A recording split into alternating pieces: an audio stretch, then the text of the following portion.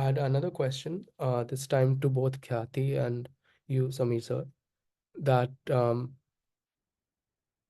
what do you consider India's greatest strength in its quest to be a better a nation? Is it like force, or like is it like army, or is it like money, or is it like soft power? So what do you think is the best strength of India in its quest to become a better nation? Okay. So I think that I mean I believe it is actually the a strong leadership that really governs the system, and taking care of the economic reforms and military might and everything. For example, I think that we really are looking forward to strong leadership in our country for now over 10 years, and we have seen some big changes taking place. For example, the introduction of GST, like goods and service tax, that was proposed as one nation, one tax, and it really helped in clearing all the confusion of having multiple tax systems and everything. And also this Digital India initiative of UPI, that is Unified Payments Interface, that really made India a cash light or a cashless economy. And now this UPI is actually being exported to other countries as well, because how convenient this is, right?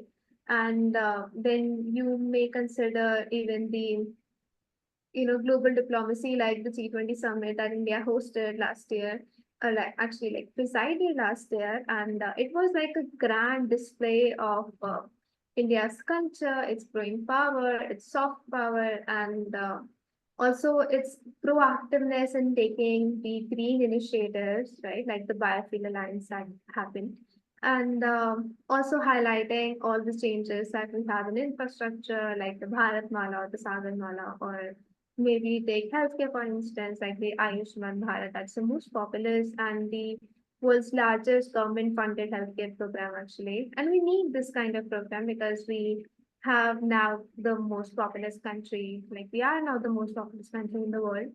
And I think that these all could have been possible only because we had a strong leadership in place who now have a vision to do something.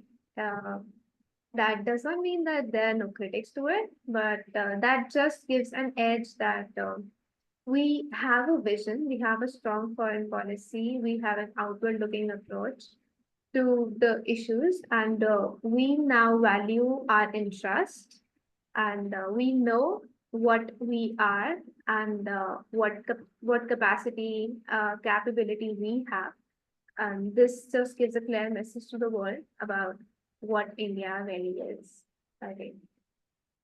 Right. Thank you for sharing, Khyati. And now I'd like Sameer sir to share his views.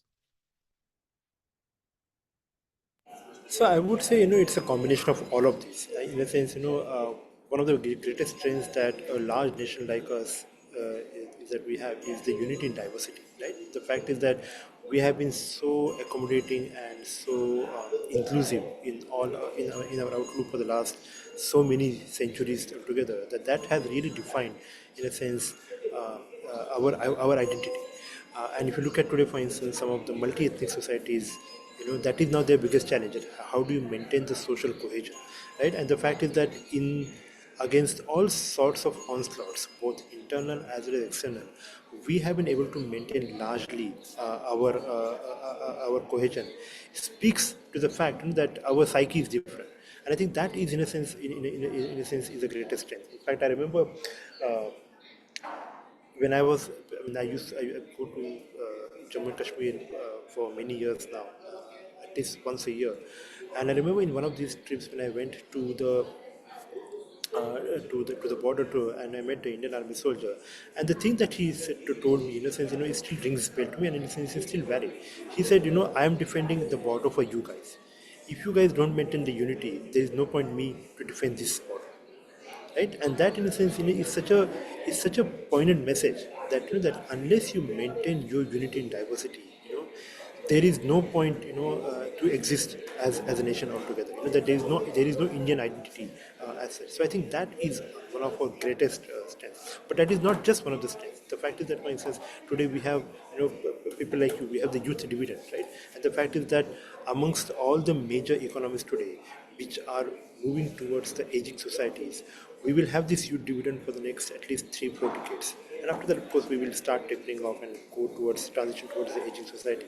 But we have this advantage for the next 4 decades. And the fact is that we, you know, that these technological advancements are enabling uh, all sorts of things.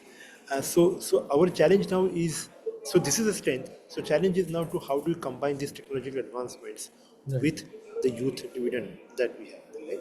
So, but again, so those are our strength. And the fact is that, as Khyati mentioned, UPI and some of the other things, we are doing well on technological front again and again. We are trying to offer some sort of I mean, we used to pejoratively call it as jugaad, right, which is that that Right. you put it together. But actually, that's not the way to say it. The way to see it is that it's a high tech innovation with the low cost, right? Something which is a rare combination. You have, for instance, in the West, all sorts of high-tech innovation happening, but it's very costly. And then on the other hand, you have, for instance, the Chinese innovation, which is not so high-tech, but is so low cost, that